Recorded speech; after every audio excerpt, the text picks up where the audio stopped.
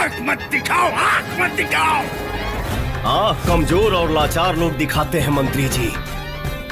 हम लोगों की उनकी औकात दिखाते हैं।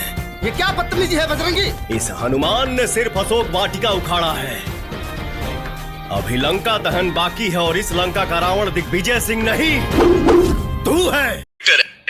बचाओ। अरे जा, मुझे किसी की जरूरत नहीं है।